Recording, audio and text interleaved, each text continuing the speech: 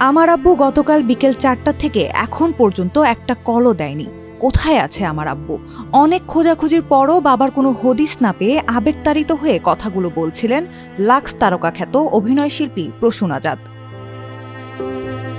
১৮ জুলাই বিকেল ৪টায় বাসা থেকে বের হওয়ার পর থেকেই নিখোঁজ অবসরপ্রাপ্ত পুলিশ কর্মকর্তা আজাদ হোসেন ১৯ জুলাই বেলা ১১:৩০টার দিকে ফেসবুকে দেওয়া এক পোস্টে বিষয়টি জানান তার মেয়ে প্রসূন। বাবার ছবি শেয়ার দিয়ে এই শোবিজ তারকা লিখেছেন, আমার আব্বুকে কেউ রাস্তায় বা হাসপাতালে বা যে কোনো জায়গায় দেখলে আমার সঙ্গে যোগাযোগ করবেন। গতকাল বিকেল ৪টা থেকে এখন পর্যন্ত কোনো খবর পাওয়া যায়নি, মুঠোফোনও সঙ্গে নেয়নি।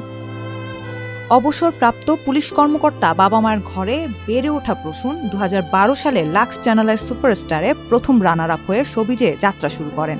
এরপর একাধিক নাটক ও সিনেমায় অভিনয় করেন তিনি।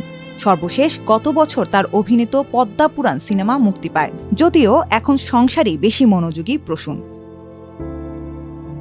বাবাকে না পেয়ে কতটা মানসিক অস্থিরতার মধ্য দিয়ে যাচ্ছেন সেটা প্রথম আলোকে জানান প্রসূন। তিনি বলেন, রাস্তায় রাস্তায় আমার আব্বুকে খুঁজছি, কোথাও যদি আব্বুর দেখা পাই, কিন্তু কই যে পাই আব্বুকে তা বুঝতে পারছি না।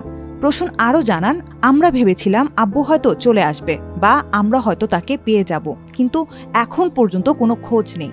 আমরা এখন সিদ্ধান্ত নিয়েছি থানায় জানানোর। আজাদ হোসেনের উচ্চ রক্তচাপ ও ডায়াবেটিস আছে এবং কিছুদিন আগে স্ট্রোক হয়েছে বলেও জানান প্রসূন। তবে রাস্তা ভুলে যাওয়ার রোগ কিংবা কারোর সঙ্গে বিরোধ নেই বলেও জানান প্রসূন। জানান তার বাবা ভীষণ প্রাণখোলা মানুষ, আড্ডা দিতে ভালোবাসেন এবং পরোপকারী।